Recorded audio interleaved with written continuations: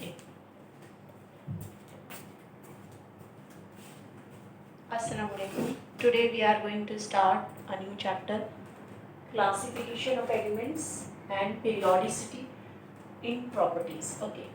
Students, ये chapter अगर देखा जाए तो केमिस्ट्री के दूसरे चैप्टर्स के लिए भी बहुत इंपॉर्टेंस रखता है, रिडॉक्स रिएक्शन के लिए भी, बहुत सारे चैप्टर्स, इलेक्ट्रोकेमिस्ट्री के लिए भी, तो इसलिए इसका समझना बहुत इंपॉर्टेंट है और ये बहुत इंपॉर्टेंट चैप्टर है। अब आपको पता रहना चाहिए कि क्यों इसके हिस्ट्री और जो इसके पीछे इसका इंट्रोडक्शन या इसके फॉर्मुलेशन, पीरियोडिक टेबल फॉर्मुलेशन के लिए क्यों इतनी अहमियत थी, क्यों इतनी ज़रूरत थी उसकी। आपको पता है कि 1800 या 18 सेंचुरी तक टोटल अगर एलिमेंट डिस्कवर हुए थे तो 31 एलिमेंट डिस्कवर हुए थे। 1866 तक इट वाज अप्रॉक्सीमेट 63 और 2016 तक एलिमेंट्स जो है 118 एलिमेंट डिस्कवर हो चुके थे।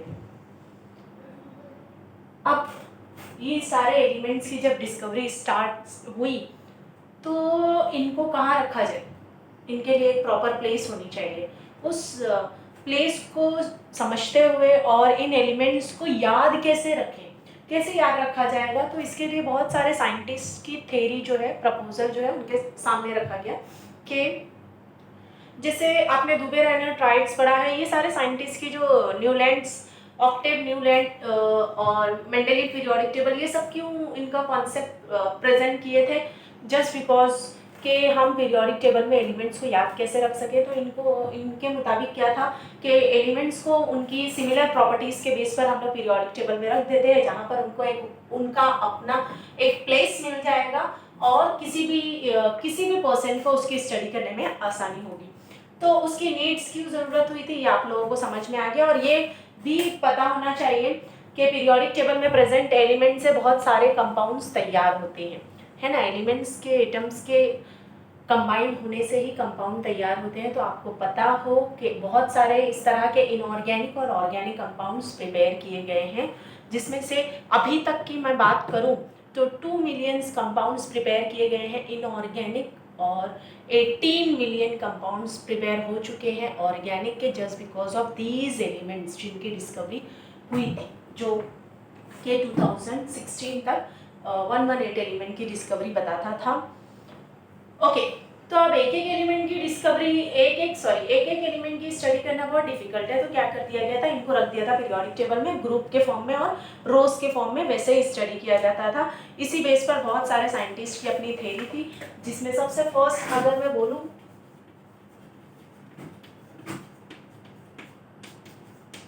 दुबे रायनर ट्राइड्स ही बोलता है 3 दुबे रायनर ट्राइड्स। इसमें क्या किया था, 3 elements having similar property are arranged in an increasing order of their atomic mass. Atomic mass के इंक्रीजिंग ऑर्डर में इनको रखा गया था ट्राइड्स में। और इसकी मेन प्रॉपर्टी क्या थी कि अगर आप 3 एलिमेंट सेलेक्ट कर रहे हैं ग्रुप में, अगर आप 3 एलिमेंट ले रहे हैं, हाइड्रोजन, लिथियम, सोडियम, ये ग्रुप में 1 बाय 1 आते हैं, हाँ, रेगुलर इंटरवल पर आते हैं, तो इनमें से बीच में जो एलिमेंट रहेगा उसका एटॉमिक मास फर्स्ट और थर्ड के एवरेज के बराबर रहेगा। ये प्रॉपर्टी, ये कॉन्सेप्ट था दुबे रायनर ट्राइड्स। लेकिन ये सही भी था, लेकिन कैल्शियम था। जैसे ही और दूसरे हायर एलिमेंट्स की डिस्कवरी होने लगी तो ऐसा देखा जाने लगा कि अगर हम लोग 3 एलिमेंट सेलेक्ट करते हैं रेगुलर इंटरवल पर, तो तीनों का एटॉमिक मास अप्रॉक्सीमेट इक्वल होता है, हायर एलिमेंट की डिस्कवरी की वजह से और लेंथेनाइन कॉन्ट्रैक्शन की वजह से। तो ये थ्योरी वहाँ पर जो है एक्सेप्टेबल नहीं थी या फेल हो रही थी, इसीलिए इस थ्योरी को जो है रिजेक्ट कर दिया गया था दुबे रायनर ट्राइड्स का। क्यों? हायर एलिमेंट की डिस्कवरी की वजह से, जो कि इस पर सूटेबल नहीं थे। ये कैल्शियम तक ही थी और नोबेल गैस की डिस्कवरी के बाद भी ये थ्योरी जो एक्सेप्टेबल नहीं रही। दूसरी क्या थी, जैसे एग्जांपल में अगर बोलूँ lithium, sodium, potassium, lithium, sodium, potassium कितना होता है 3, 23, 39। अगर मैं ये दोनों को ऐड करती हूँ 39 और 3 में मुझे मिलेगा 42, सही है। 39 और 3 सॉरी 6, 39 और 6 बताएं मुझे जल्दी। 39 और 6, कितना हो जाएगा 45 होगा, you have to take is 7 46 मेरी एवरेज लेने बोल रहा है 1 2 एवरेज आया इक्वल टू 23। ओके नेक्स्ट रहेगा Newlands law of octaves. Newlands law of Octave क्या था? ऑक्टेव नाम बताता है 8 रिलेटेड टू 8। न्यूलैंड की थ्योरी क्या थी? मतलब पीरियोडिक टेबल में एलिमेंट्स को याद रखने का कि अगर हम लोग पीरियोडिक टेबल में if we take 8 elements in an increasing order of their atomic masses, लेकिन पीरियड्स में अगर हम लोग 8 एलिमेंट लेते हैं तो हर फर्स्ट एलिमेंट हम लोग 8 एलिमेंट्स को लेकर ये स्टडी करने वाले हैं। तो हर फर्स्ट एलिमेंट अगर मैं लूँ इधर पर lithium, beryllium, boron, carbon, nitrogen, oxygen 1 2 3 4 5 6 oxygen, fluorine हो गया। नोबेल गैस नहीं आया है अभी तक, सोडियम। तो ऑक्टेव की थ्योरी क्या थी कि 8 एलिमेंट में हर फर्स्ट एलिमेंट की प्रॉपर्टी जो रहेगी सिमिलर रहेगी किसके? 8th एलिमेंट के। और यहाँ पर सही भी है, lithium metallic property, sodium metallic property, और एक चीज और कि हर फर्स्ट एलिमेंट के नीचे 8th एलिमेंट आना चाहिए। ये ऑक्टेव की थ्योरी थी और ये सही भी थी। लेकिन ये थ्योरी कब तक एप्लीकेबल थी? जब तक यहाँ पर नोबेल गैसेस जो है वो नहीं आ गए। नोबेल गैसेस जैसे ही फ्लोरीन, नियॉन आ गया इधर, तो ऑक्टेव की थ्योरी के मुताबिक तो हर फर्स्ट एलिमेंट 8 के ऊपर रहना चाहिए या 8वां एलिमेंट फर्स्ट के नीचे रहना चाहिए, लेकिन ये तो नहीं है, ये तो इसी रो में, और ये तो गैस है, ये मेटालिक सॉलिड है। तो ऑक्टेव की थ्योरी यहाँ पर फेल हो जाती है। ऑक्टेव की थ्योरी यहाँ पर फेल हो जाती है कि है ना, नोबेल गैस की डिस्कवरी के बाद उसका जो ऑक्टेव कॉन्सेप्ट था वो एप्लीकेबल नहीं था। Next, Luther mayor atomic volume curve. Luther mayor atomic volume curve क्या बताता है? लूथर मेयर ने कर्व रिप्रेजेंट किया था किसके क्या वर्सेस था? एटॉमिक मास और एटॉमिक वॉल्यूम। इसने जब थ्योरी रिप्रेजेंट की अपनी तो वो किस बेस पर की थी कि अगर हम लोग एलिमेंट एटॉमिक मास और एटॉमिक वॉल्यूम के बेस पर एक कर्व बनाते हैं तो उसमें सिमिलर प्रॉपर्टी रखने वाले एलिमेंट्स जो हैं वो एक ही कर्व पर आते हैं, एक ही कर्व पर आते हैं। लेकिन ये भी प्रॉपर्टी सही थी या ये भी उसका कॉन्सेप्ट सही था कब तक के जबकि कुछ एलिमेंट्स, कुछ हायर एलिमेंट्स ऐसे थे जिनकी प्रॉपर्टी सिमिलर होने के बाद भी वो एक ही कर्व पर नहीं आते थे, या फिर प्रॉपर्टी सिमिलर नहीं होने के बाद वो एक ही कर्व पर आते थे। ये प्रॉपर्टी ये एक्सेप्टेबल कब नहीं हुआ? जब हायर एलिमेंट डिस्कवर हुए और उनकी प्रॉपर्टी सेम होने के बाद भी वो एक ही कर्व पर नहीं आते थे। Mendeleev periodic law. Mendeleev periodic law जो है 1800 मैं अगर बात करूं तो 1869 में मेंडेलिव ने अपना पीरियोडिक लॉ प्रेजेंट किया था। मेंडेलिव का पीरियोडिक लॉ अगर बाकी दूसरे साइंटिस्ट के कंपैरिजन में देखें तो बहुत बड़ा था, क्योंकि यहाँ पर उसने पूरा पीरियोडिक टेबल ही बता दिया था, एक शॉर्ट पीरियोडिक टेबल बता दिया था उसने, जो कि 1869 में उसने पीरियोडिक टेबल में जो एलिमेंट रखा था उसको याद रखने का तरीका क्या बताया था उसने कि जो the physical and the chemical properties of the elements are the periodic function of their physical and the chemical properties of the elements। Element की फिजिकल और केमिकल प्रॉपर्टी क्या रहती है? उसकी periodic function of their atomic masses. मतलब कि elements को उनके पीरियोडिक टेबल में जो फिक्स किया गया है, रखा गया, उनकी फिजिकल और केमिकल प्रॉपर्टी जो है वो it all about atomic mass. किस बेस पर रखी गई है? एटॉमिक मास पर रखी गई है। कि हम लोग अगर पीरियोडिक टेबल में रेगुलर इंटरवल पर जाते हैं तो हर एलिमेंट का दूसरे एलिमेंट का जो एटॉमिक मास है वो इंक्रीज होते जाएगा या डिक्रीज होते जाएगा एट अ रेगुलर इंटरवल, मतलब उसमें एक रिलेशनशिप रहेगा। ये था मेंडेलिव का लॉ। और मेंडेलिव ने जब पीरियोडिक टेबल अपना रिप्रेजेंट किया था उस वक्त जो है बहुत सारे एलिमेंट डिस्कवर नहीं हुए थे। आप खुद सोचिए 1869, अगर मैं अप्रॉक्सीमेट बताऊं तो उस वक्त तक 83 एलिमेंट ही डिस्कवर हुए थे। तो मेंडेलिव ने अंदाजन या अजम्पशन उसका था कि कुछ एलिमेंट उसने अपने पीरियोडिक टेबल में कुछ प्लेसेस जो है वो खाली छोड़ दी थी और अंदाजन अजम्पशन के तौर पर ये भी बताया था कि कुछ टाइम बाद यहाँ पर ये एलिमेंट्स आएंगे। जैसे उसने एका बोरॉन प्लेस खाली रखा था, मैं जो बोल रही हूँ ध्यान से सुने, एका बोरॉन के प्लेस पर आगे जाकर एटॉमिक नंबर 21 पर स्कैंडियम आया था। फिर उसके बाद और एका एका सिलिकॉन, उसकी जगह पर जर्मेनियम आ गया था। और फिर उसके बाद एक एल्यूमिनियम, उसकी जगह पर गैलियम आया था। ये तीनों एलिमेंट को उसने अंदाजन नाम दिया था, जो कि आगे जाकर स्कैंडियम, गैलियम और जर्मेनियम के नाम से सामने आए हमारे। ये था मेंडेलिव का पीरियोडिक टेबल। उसके पीरियोडिक टेबल जब उसने रिप्रेजेंट किया था तो उस वक्त वर्टिकल कॉलम्स और हॉरिजॉन्टल जो रोज थे वो 7 रोज थे और वर्टिकल कॉलम 9 थे, 9 ही, 1 to 7, देन 8 और फिर 0। ये इस तरीके से टोटल कॉलम कितने बताए गए थे उस वक्त? 9 मेंडेलिव के पीरियोडिक टेबल में।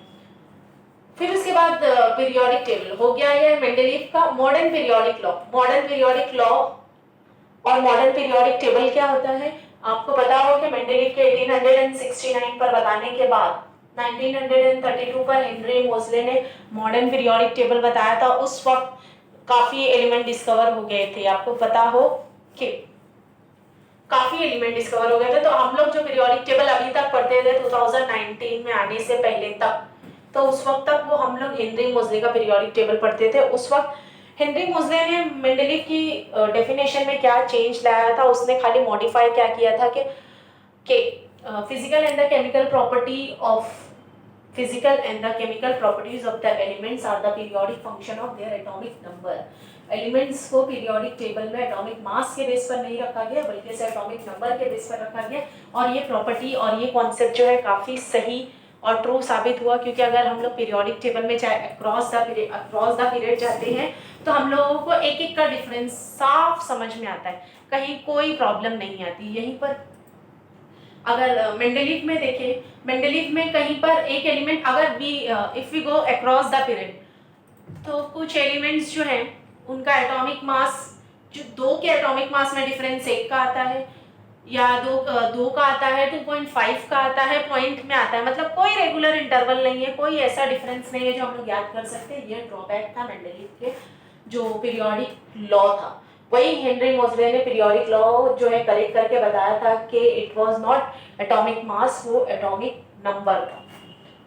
हो गया। तो ये और उसने एक और करेक्शन क्या किया था कि उस वक्त जो पीरियोडिक टेबल डिस्कवर हुआ था उसमें total number of columns, column आपको मैं बताती चलूं, column represent group, rows represent period. तो हेनरी मोजले के पीरियोडिक टेबल में टोटल नंबर ऑफ कॉलम कितने थे? 18 और rows was 7। Modern periodic table आपको पता होना चाहिए।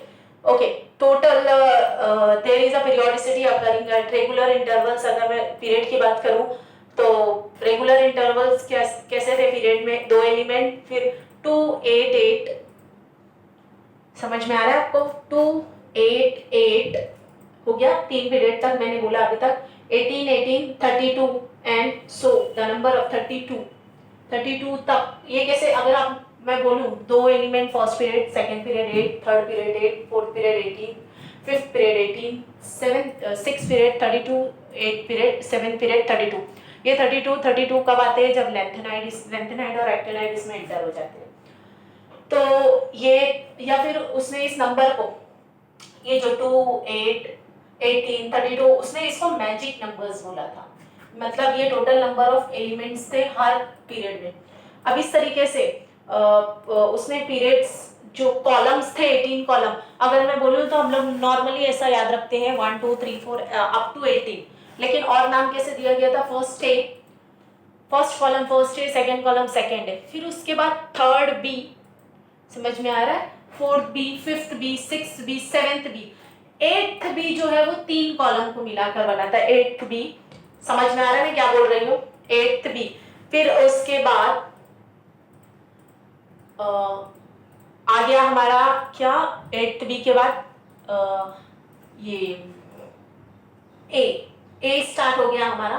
First second third, first second तक हुआ था, फिर थर्ड है, फोर्थ है, इस तरीके से ए स्टार्ट हो गया। ये किस फॉर्म में मैं बता रही हूँ? जैसे अगर आपको पूछा जाता है कि group first is also known as first A group element, first A. समझ में आ रहा है मैं क्या बोल रही हूँ आप लोगों को? फर्स्ट है, सेकेंड है, third B, fourth B, fifth B, sixth B, seventh B, eighth, याद रखना एट्थ बी जो है वो 8 9 10 को मिलाकर है, फिर उसके बाद फर्स्ट बी, फिर सेकेंड बी, फिर उसके बाद आता है third A, fourth A, fifth A, up to eighth ए।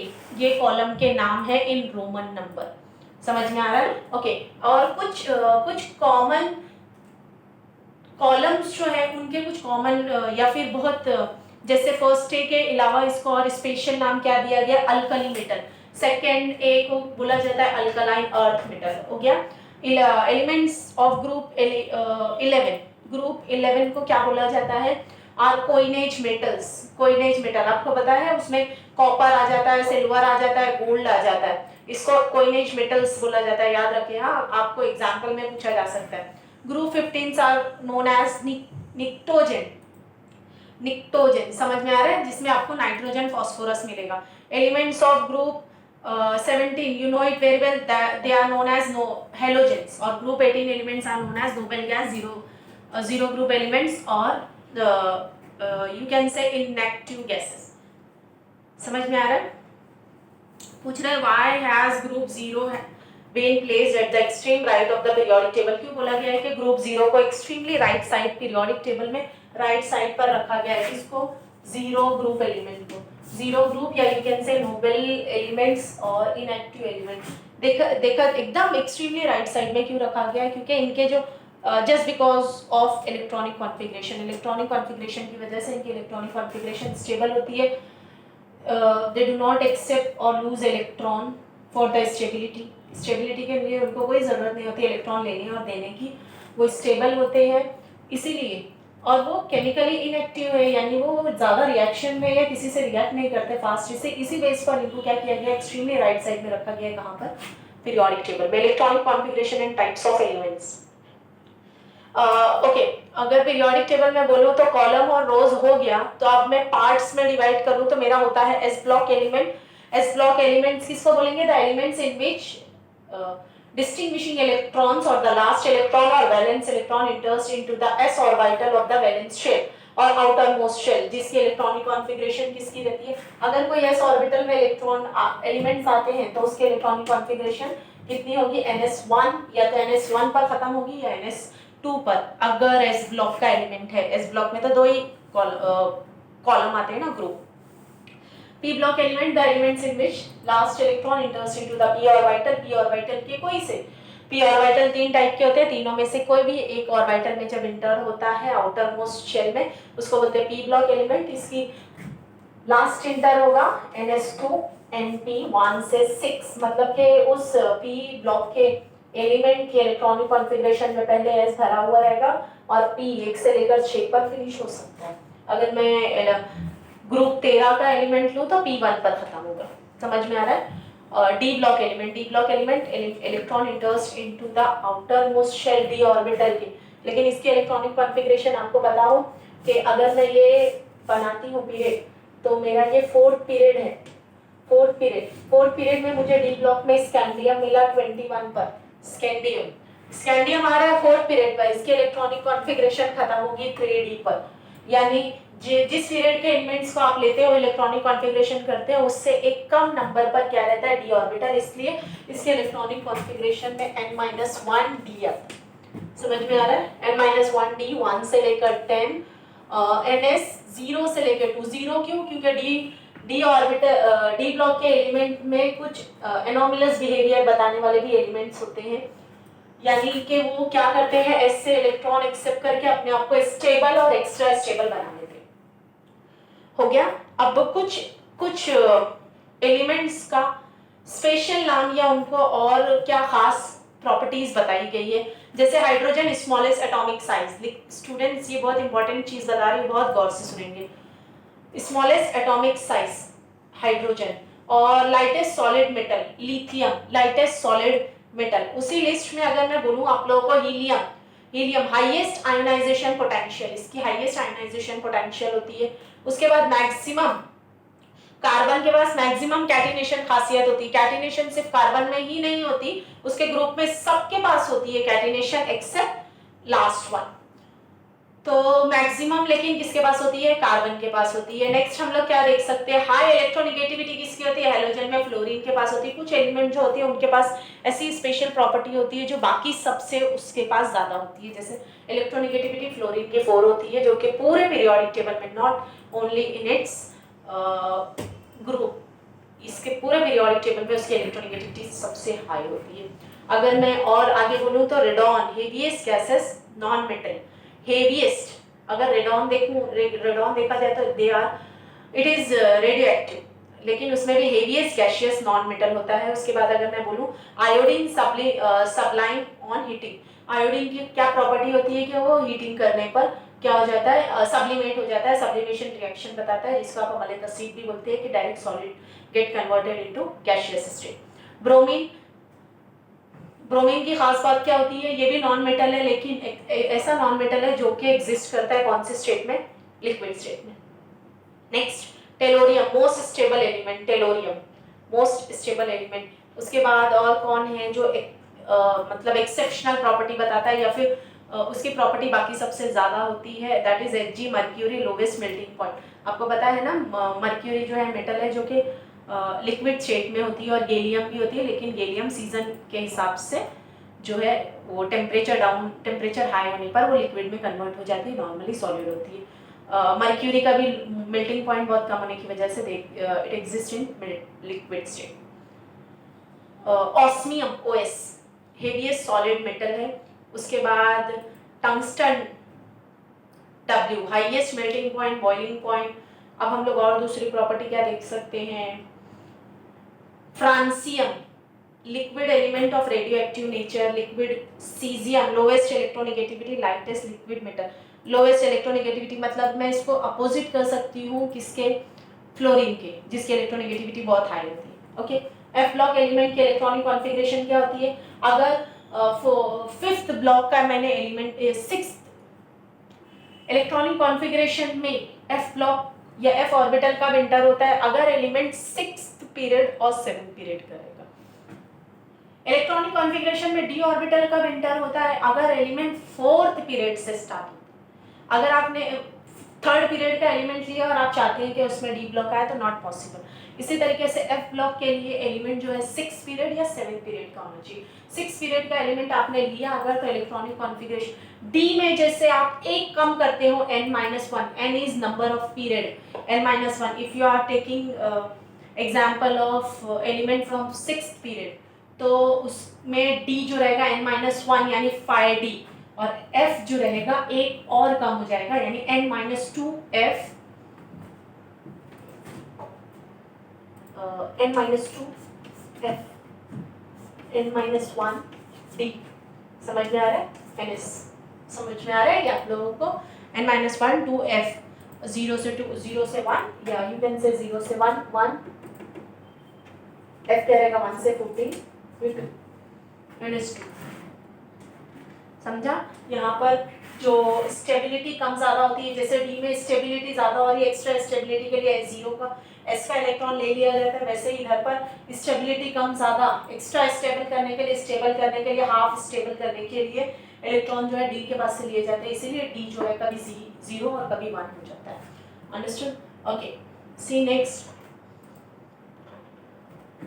इसमें आप लोगों को एक क्वेश्चन है, अगर आप JEE नीट के लिए अगर आप MTG की टेक्स्ट बुक प्रेफर करते हो तो उसमें बोला है ABCD and E have the following electronic configuration. A है 1s2 2s2 2p1, B है 1s2 2s2 2p6 3s2 3p1। 1s2 2s2 आपको समझ में आना चाहिए, इलेक्ट्रॉनिक कॉन्फ़िगरेशन में अगर फिनिश होता है P1 पर तो वो एलिमेंट है ग्रुप 15 का, सॉरी ग्रुप 13 का, और P2 पर तो ग्रुप 14, P3 पर तो ग्रुप 15, मतलब P1 मतलब P ब्लॉक का पहला ग्रुप ग्रुप 13 होता है। समझ में आ रहा है, आपको पहचानने के लिए बोला है which among these belongs to the same group in the periodic table, also classify them in blocks.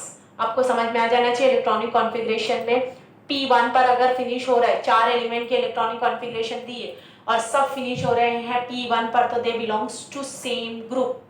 समझ में आ रहा है, तो आपको वो आइडेंटिफाई करना था।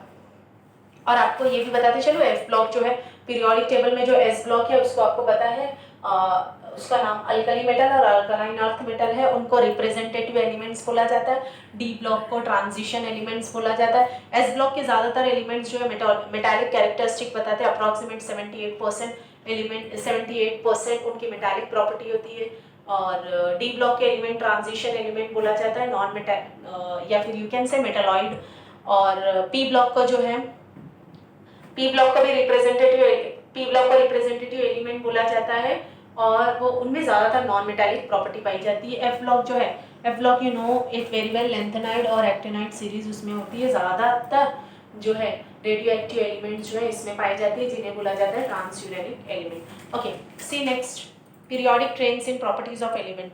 किसे बोला जाता है periodic trends in properties of elements? आपने सिमिलर प्रॉपर्टी के बेस पर एलिमेंट्स को पीरियोडिक टेबल में रख दिया, चाहे वो ग्रुप हो, चाहे अक्रॉस द पीरियड हो या डाउन द ग्रुप हो।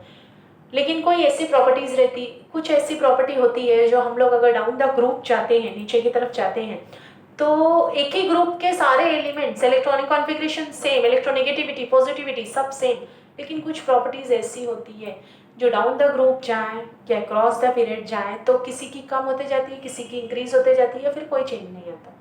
समझ में आ रहा है? इसी को बोला जाता है पीरियोडिक ट्रेंड्स इन ग्रुप और इन पीरियड।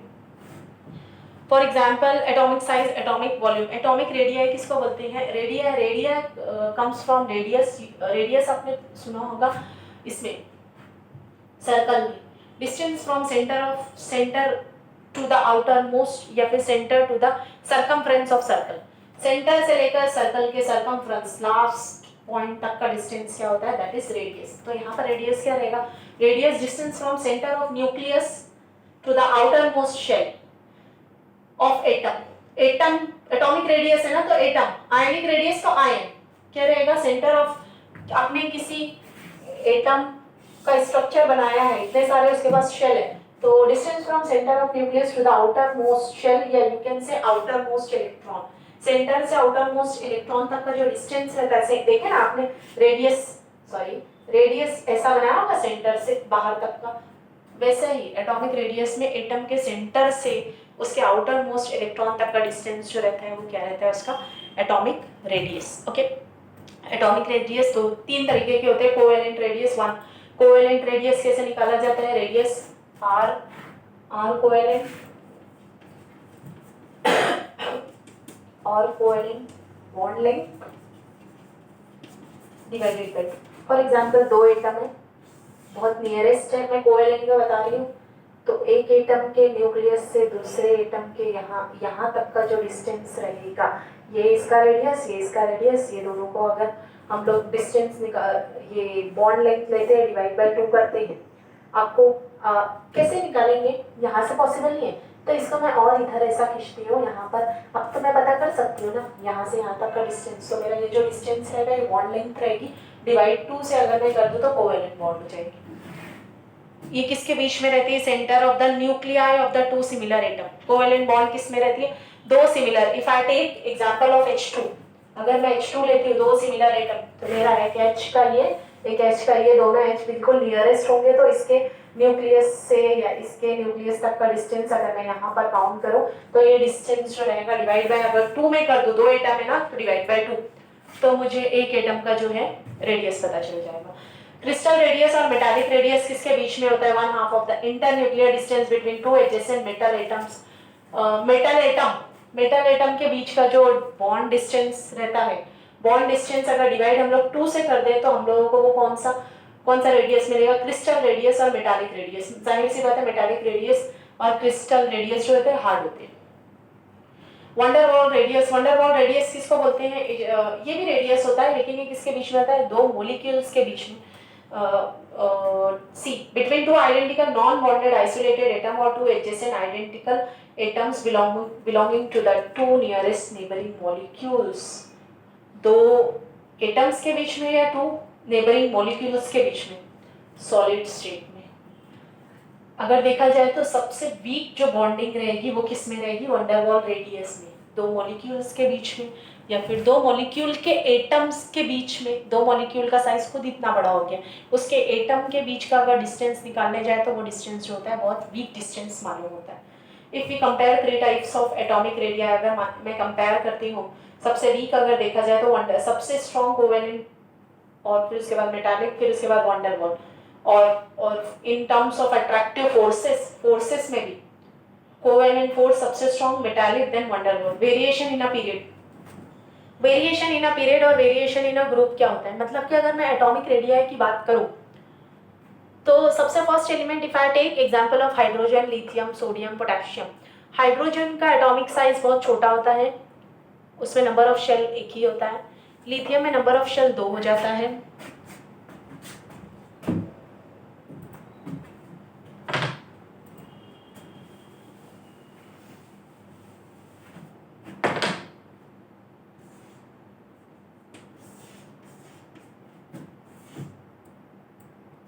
लिथियम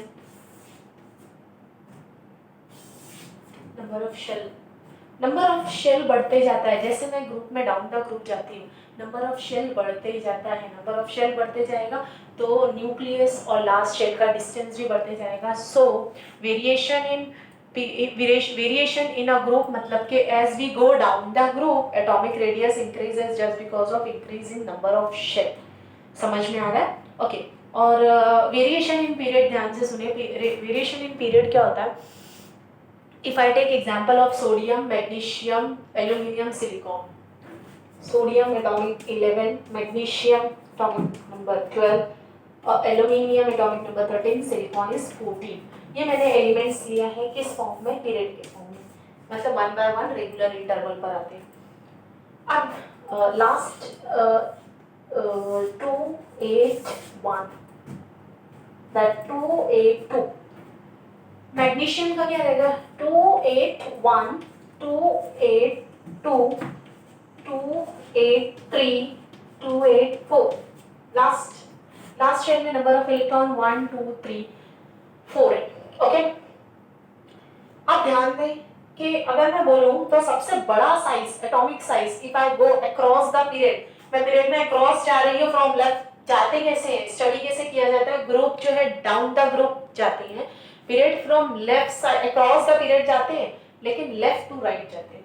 तो मैं लेफ्ट से राइट अगर जा रही हूँ सोडियम, मैग्नीशियम, एल्यूमिनियम, सिलिकॉन, तो एटॉमिक नंबर के हिसाब से मेरा सबसे बड़ा साइज किसका होना चाहिए? सिलिकॉन का, लेकिन नहीं है, वो ये चारों में सबसे छोटा रहेगा। क्यों? अगर आप देखें सबका इलेक्ट्रॉन थर्ड शेल में ही जा रहा है, सबके पास नंबर ऑफ शेल तीसरा ही है, इसका भी थर्ड, इसका भी थर्ड, इसका भी। कैसे मालूम करेंगे कि किसका छोटा है किसका बड़ा है? सोडियम के पास नंबर ऑफ प्रोटॉन 11 है, नंबर ऑफ इलेक्ट्रॉन भी 11 है और लास्ट इलेक्ट्रॉन थर्ड में जा रहा है। मैग्नीशियम के पास नंबर ऑफ प्रोटॉन 12 है और इलेक्ट्रॉन 12 है। एल्यूमिनियम के पास 13 और नंबर ऑफ प्रोटॉन 13। सिलिकॉन के पास number of proton 14, number of electron 14। हो गया, सबका लास्ट इलेक्ट्रॉन थर्ड शेल में, लेकिन सिलिकॉन के पास नंबर ऑफ प्रोटॉन जो है न्यूक्लियस में ज्यादा है, जिसकी वजह से न्यूक्लियर चार्ज इसका बहुत ज्यादा होने की वजह से इसका न्यूक्लियर, उसको बोलते हैं इफेक्टिव न्यूक्लियर चार्ज। न्यूक्लियस क्या करता है? लास्ट शेल को श्रिंक कर देता है, अपनी तरफ अट्रैक्ट करता है, तो जो साइज है वो छोटी हो जाती है, जिसकी वजह से if you go across the period, जैसे जैसे लेफ्ट टू राइट जाते जाएंगे एटॉमिक रेडियस क्या होते जाता है? कम होते जाता है। समझ में आ रहा है? एटॉमिक रेडियस कम होते जाता है और down the group atomic radius increase होता है। Say next, ionic radius, it is a distance from center of nucleus to the outermost shell or outermost electron of an ion. If I take example of sodium, sodium का अगर मैं nucleus में proton 11 है, first shell में 2 electron है, second shell में 8 electron है, third shell में 1 इलेक्ट्रॉन है, एक। अगर मैं ये एग्जांपल लूँ तो ये मेरा एटम है। अगर मैंने लास्ट शेल से एक इलेक्ट्रॉन रिमूव कर दिया, सोडियम क्या हो गया? इलेक्ट्रॉन रिमूव और एक्सेप्ट करने के बाद दे टर्न्स टू आयन, आयन में टर्न हो जाते हैं, कन्वर्ट हो जाते हैं। सोडियम ने एक इलेक्ट्रॉन लॉस करने के बाद कौन सी प्रॉपर्टी शो की? They turns into the cation, cation में कन्वर्ट हो गया, लास्ट शेल उसका खत्म हो गया, उसके पास अब 2 शेल है। तो ये डिस्टेंस जो रहेगा ना, अब इसका यहाँ से यहाँ तक का डिस्टेंस जो है एटॉमिक रेडियस, मैंने ये शेल हटा दिया। अब जो सोडियम ने एक इलेक्ट्रॉन लॉस करने के बाद उसके पास 2 शेल ही बचा ना, ये इसका क्या रहेगा? Ionic radius. दोनों ही जगह डिस्टेंस रहेगा। समझ में आ रहा है? ओके, नेक्स्ट, इसको बोलते हैं एटॉमिक रेडियस और आयनिक रेडियस। अनायन, अब radius of the cation, cation की क्या खास बात होती है? अगर कोई एटम जो इलेक्ट्रॉन लॉस करने के बाद केटायन बन रहा है तो उसके डिस्टेंस में क्या चेंजेस आएंगे? मैंने सोडियम लिया था, 3 शेल था, उसका डिस्टेंस ज़्यादा था, लास्ट शेल से इलेक्ट्रॉन जाने के बाद वो एटम हो गया, कटायन में कन्वर्ट हो गया, अब उसका डिस्टेंस कम हो गया, यानी उसके एटम के कंपैरिजन में उसके कटायन का साइज क्या हो गया, छोटा हो गया, just because of loss of electron, उसका साइज छोटा हो गया। अब अगर मैं एग्जांपल लूँ रेडियस ऑफ अनायन, क्लोरीन की एग्जांपल मैंने लिया है। क्लोरीन के पास लास्ट शेल में 7th इलेक्ट्रॉन है, उसको 1 इलेक्ट्रॉन की जरूरत होती है। ओके,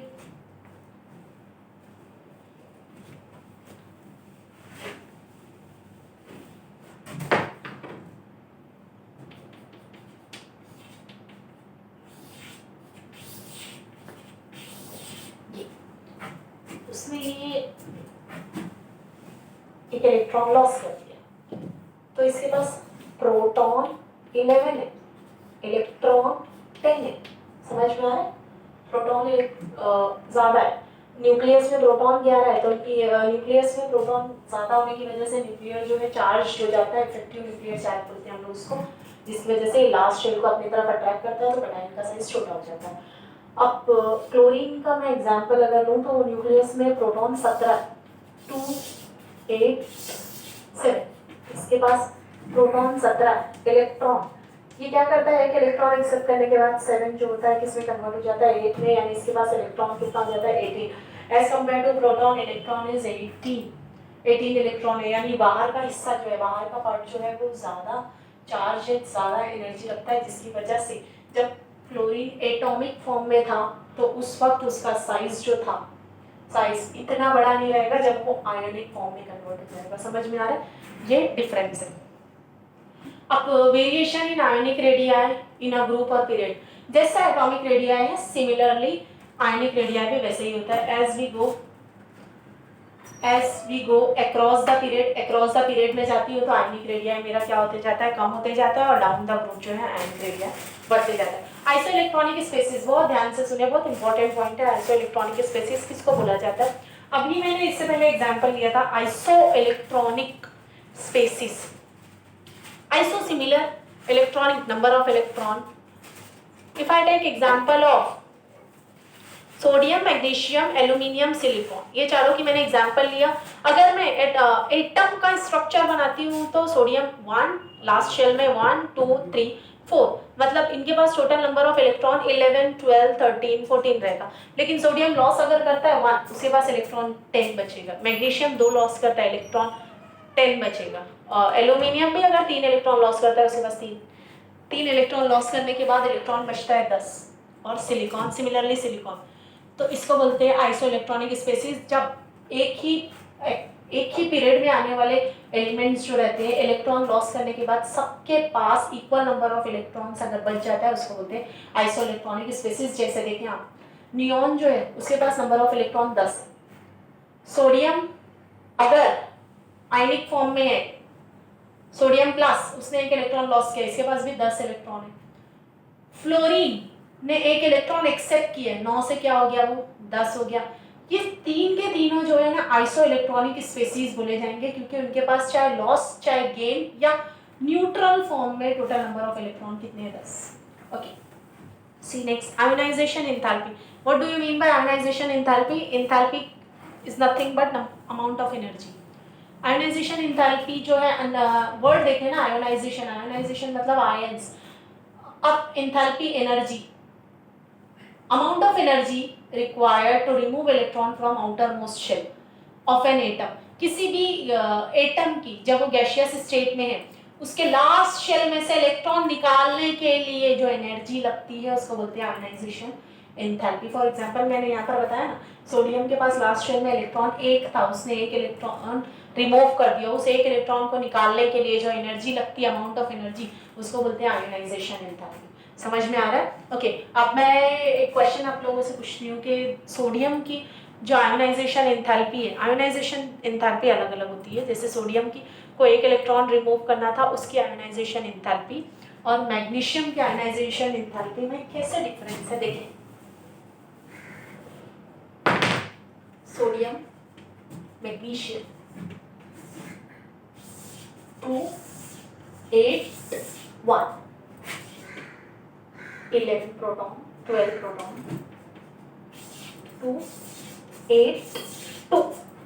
इसकी आयोनाइजेशन एंथैल्पी जो थी, इसकी स्टार्ट में लो थी, कम थी। इसकी आयोनाइजेशन एंथैल्पी जो है हाई थी, क्यों? क्योंकि इसके लास्ट चेन में इलेक्ट्रॉन पेयर है, 2 इलेक्ट्रॉन है ना, एक इलेक्ट्रॉन को निकालने के लिए एनर्जी ज्यादा लगेगी।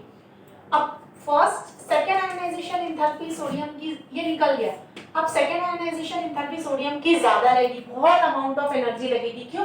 क्यों? अब उसको इस ये खत्म हो गया ना, अब इसको इस 8 में से निकालना पड़ेगा, तो ये डिफिकल्ट है। यहाँ पर फर्स्ट आयनाइजेशन एंथैल्पी हाई थी, ये 2 इलेक्ट्रॉन में से एक चला गया था, अब इसकी सेकेंड आयनाइजेशन एंथैल्पी लो रहेगी। क्यों? क्योंकि यहाँ पर एक ही बचा है ना, इसको एक को निकालना इजी है, इसीलिए आयनाइजेशन एंथैल्पी अगर कंपेयर किया जाए दो एलिमेंट दो एटम की, तो आपको समझ में आना चाहिए क्यों एक की हाई हो रही है और एक की क्यों कम होती है। समझ में आ रहा है? फैक्टर्स अफेक्टिंग आयनाइजेशन एंथैल्पी कौन कौन सी चीजें हैं, कौन कौन सी